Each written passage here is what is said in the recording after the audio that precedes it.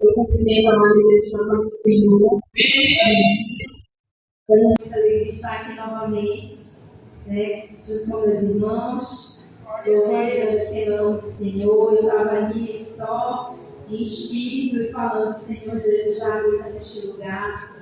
E eu creio que o Senhor vai falar muito mais ainda conosco. Amém? A palavra de Deus hoje para os nossos corações está lá no Antigo Testamento, em Gênesis capítulo 25. Gênesis capítulo 25, versículo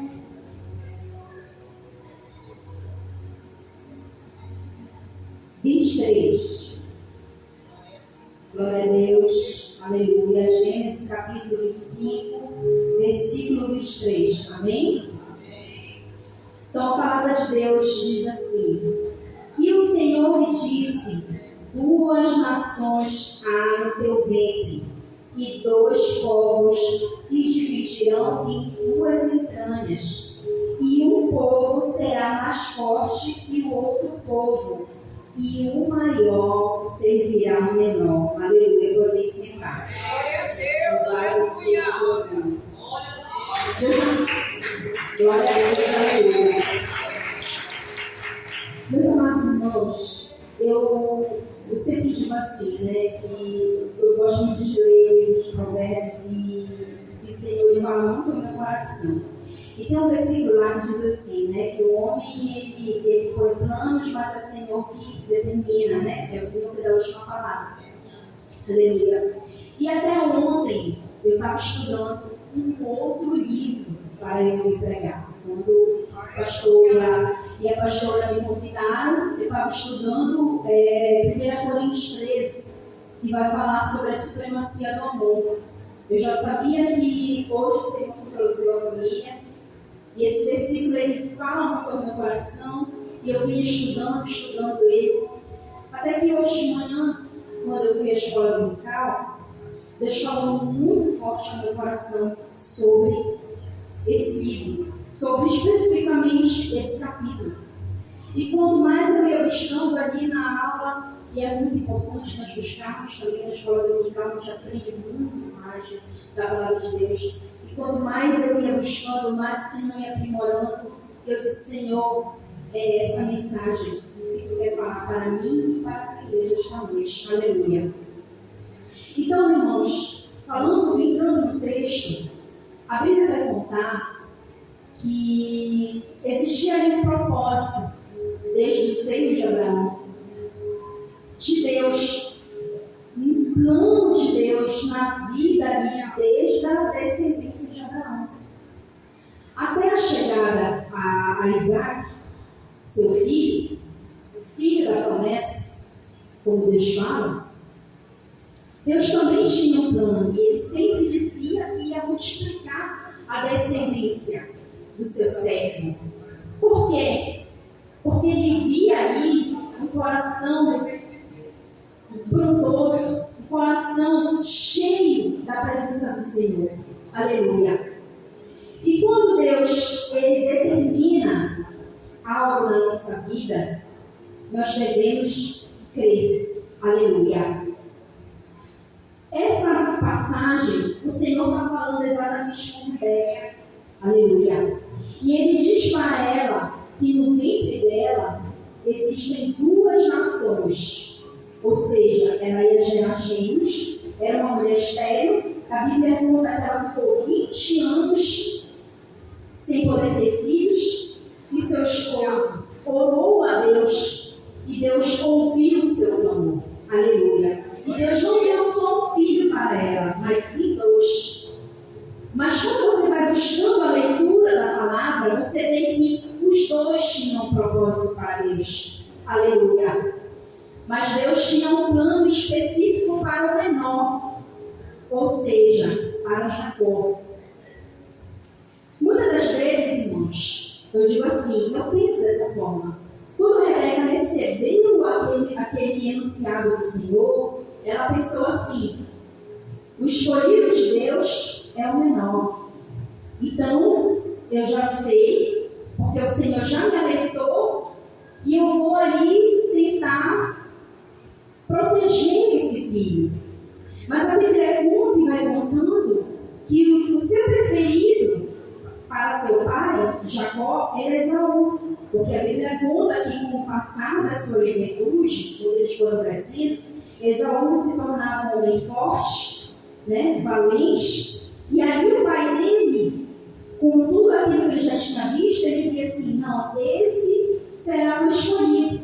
Mas Rebeca sabia que o escolhido do Senhor para liderar, porque naquela época, para se formar as descendências, era escolhido um líder, né? Um dos filhos seria escolhido ali para liderar a família, a descendência.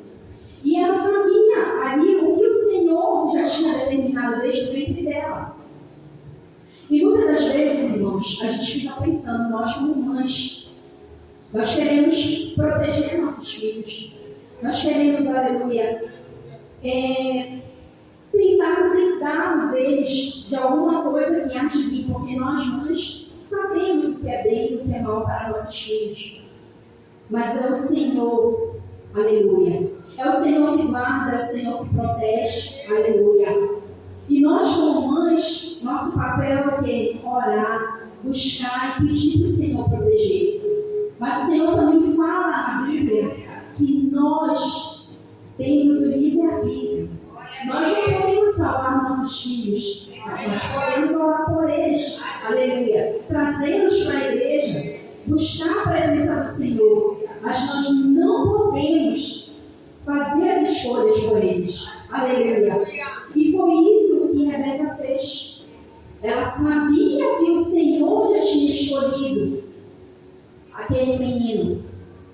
Então ela quis ali de alguma forma tentar fazer com que o pai entendesse que o escolhido era Jacó.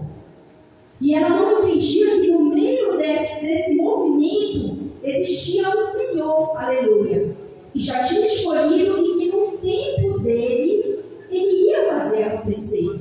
Mas nós, como mães, e eu me pus no lugar dessa mãe, a gente tenta ali de alguma forma tirar e tentar encurtar o caminho e ser teimosa com o Senhor. Aleluia.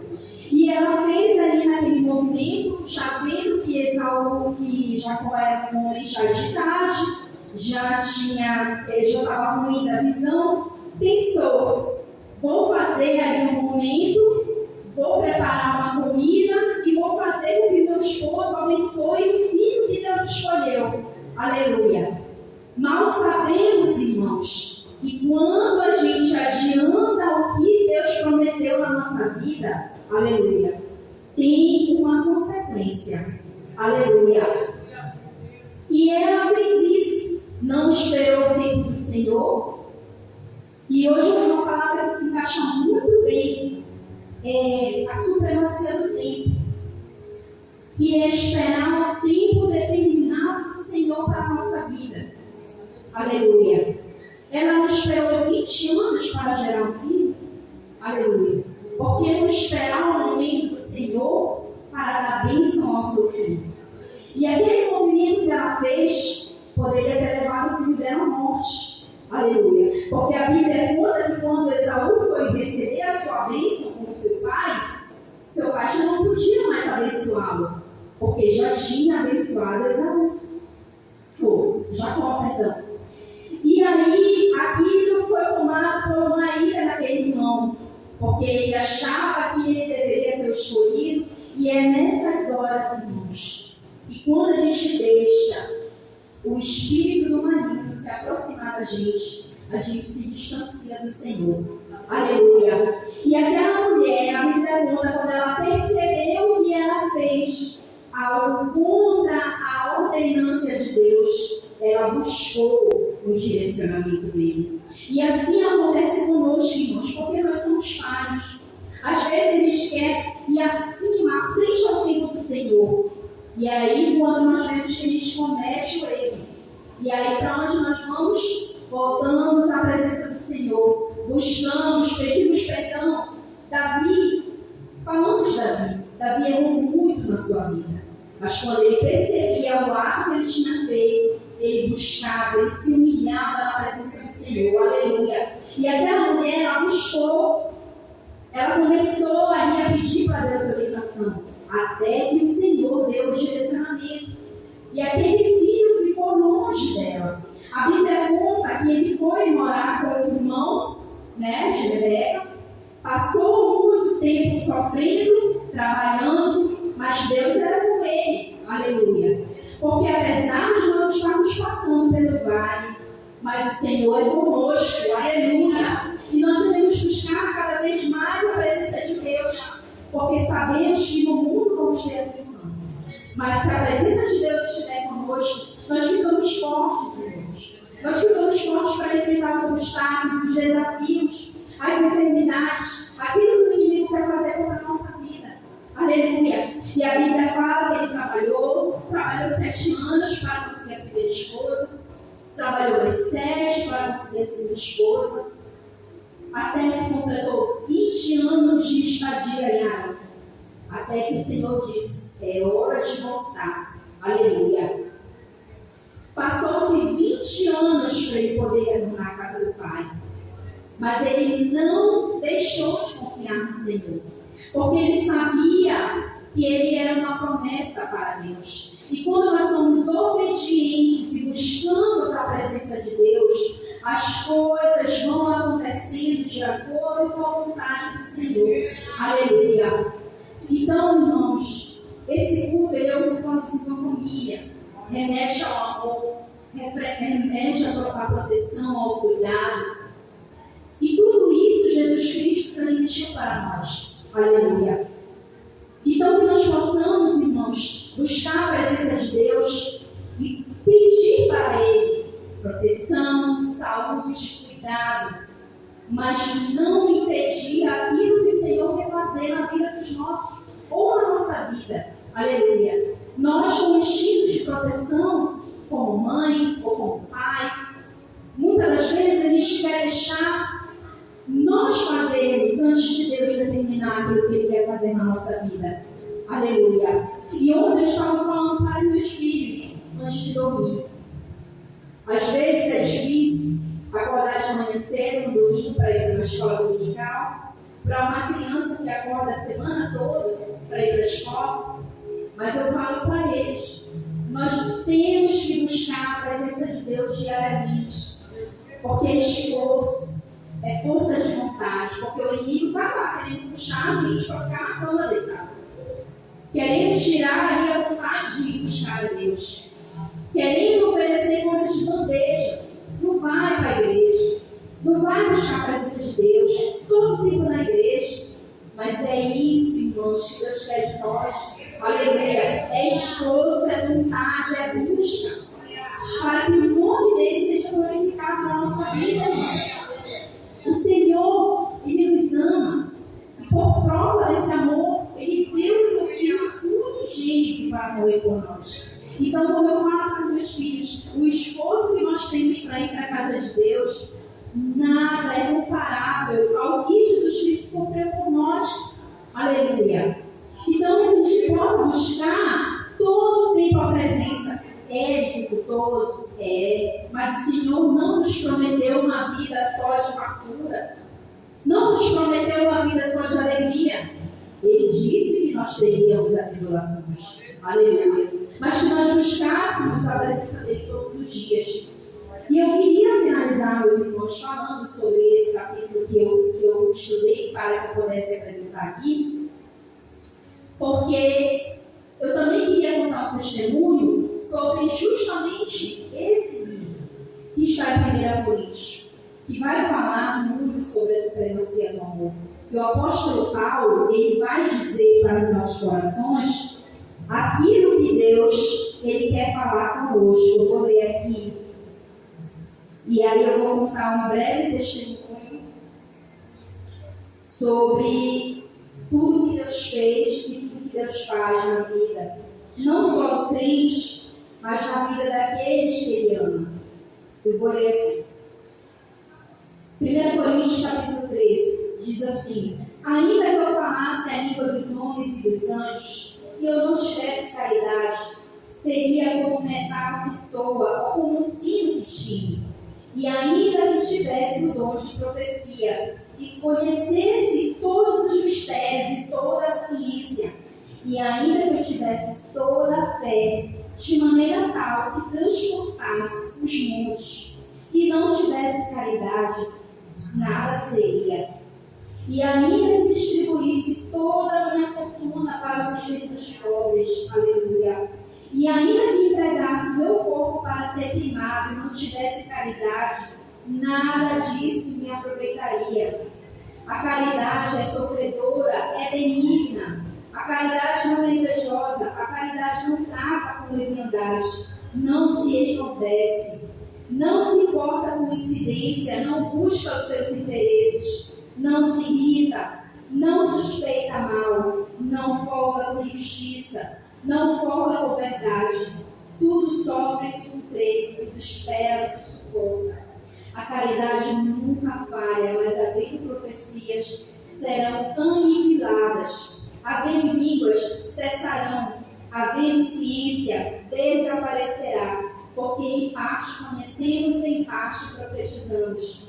Mas quando vier o que é perfeito, então o que é em parte será aniquilado. Aleluia. Quando eu era menino, lavava e falava como menino, sentia como menino, discorria como menino, mas logo que cheguei a ser homem, acabei com as coisas de menino. Porque agora não vemos por espelho e enigma, mas então faremos face a face. Agora conheço em parte, mas então conhecereis como também sou conhecido. Agora, pois, permanece a fé, a esperança e a caridade. Essas três são maior dessas a caridade, ou em outras traduções, o amor. Aleluia. Então, o apóstolo Paulo vai falar sobre esse capítulo, muito sobre o que é o amor. O amor está voltado a tudo que é de bom neste mundo. Mas se nós não tivermos lealdade, fé, e não tivermos o discernimento de Deus no nosso coração, isso de nada vai acarretar. Isso de nada vai ter exatidão. Então, ele vem falando muito forte ao nosso coração. E esse versículo também reveste a família. Porque se a gente só pensar no eu, ou tentar proteger a pessoa que a gente ama, e não deixar Deus tomar conta, não deixar Deus agir, nós não vamos fazer aquilo que o Senhor quer. Aleluia. Eu li esse versículo e eu me lembrei do dia que eu estive internada, aos 2 anos e meio atrás, eu tive uma cirurgia no rins, e eu estava passando muito mal mesmo. E eu tive que usar uma bolsa, porque eu estava com um cálculo renal, eu tive que usar um tubo, uma espécie de tubo para drenar, e aquilo é horrível. Você ficar com uma bolsa aqui do lado para drenar seu sangue e voltar novamente para os rins. E eu estava passando muito mal, e eu pedindo para Deus ali, até cheguei a falar, Senhor, por que eu estou passando por isso? E a gente tem um coração realmente, assim, eu digo que é um coração às vezes que é um tanto retrucante para Deus. Eu fiquei, Senhor, por que eu estou passando por isso?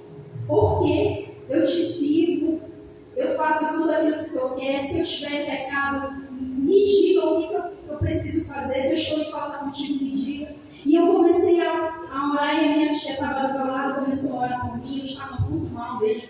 Eu já tinha me operado, foi o pós-operatório. E aí o Senhor, Ele coloca situações para dizer, ei, tu está sendo terrorista. Aleluia. Foi quando eu estava no momento ali descansando um pouquinho, mas eu já estava sentindo dor. Chegou uma acompanhante ao meu quarto.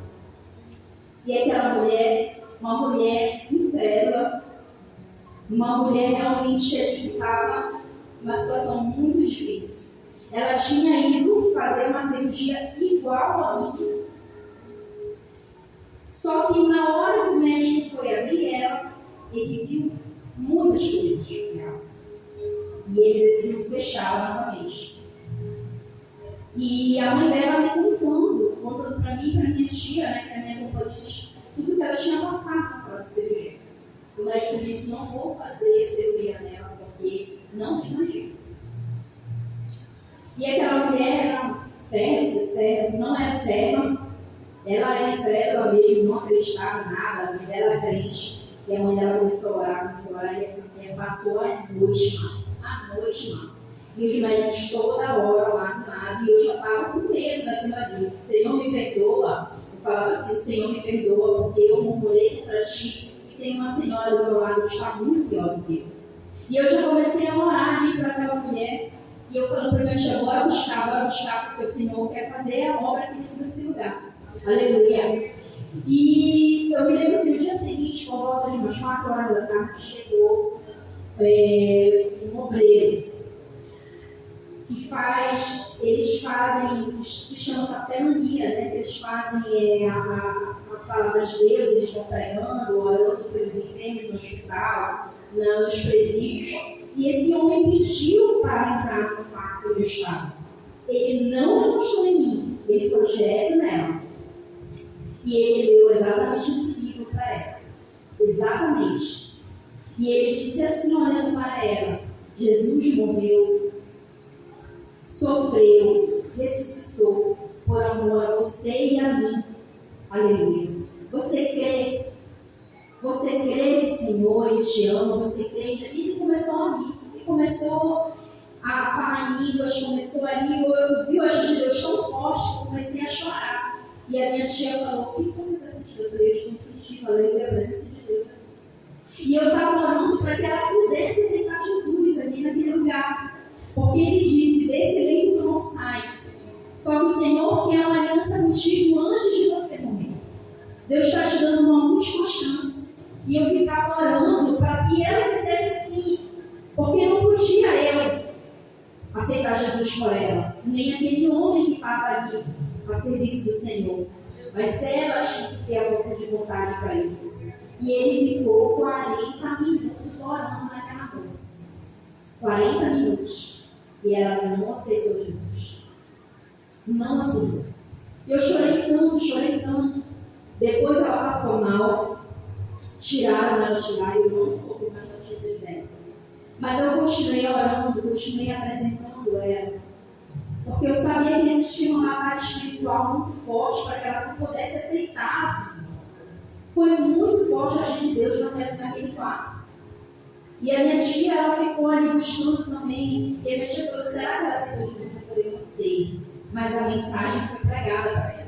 Aleluia. Então, irmãos, quando o Senhor coloca ali você para orar por alguma alma, muitas vezes você não sabe nem o que a pessoa está passando, mas o Senhor sabe.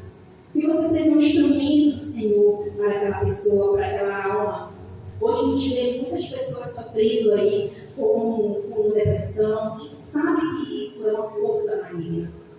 São pessoas que precisam ser libertas. E o canal para isso somos nós. Mas que nós precisamos primeiro ouvir a voz de Deus para orar para aquela pessoa. Não podemos prender a nossa boca. Se o Senhor determinar, vá e ore. Porque muitas das vezes a gente pode deixar uma alma se perder e não falar da palavra de Deus. Então, meus irmãos, todas as vezes que o irmão me chama, eu não deixo de vir. Hoje eu falei para o meu dirigente que eu não iria, porque eu não iria para a igreja. Porque ele ia me apresentar para um outro trabalho dentro da congregação. E eu falei para ele: eu não vou poder estar, porque hoje tenho um compromisso à noite. E vai ser também a posse do nosso novo dirigente. Mas na próxima domingo, se Jesus não voltar, você pode me forçar. Mas hoje eu já nem me falado. Você apresentou em outra congregação, eu peço sua permissão para ir. Ele disse: não, vá. Porque se Deus chamou, vá. Então, assim, todas as vezes que o Senhor pedir, o Senhor determinar que você tem que proclamar a sua palavra, vá. Mesmo não sabendo, Senhor, o que eu vou.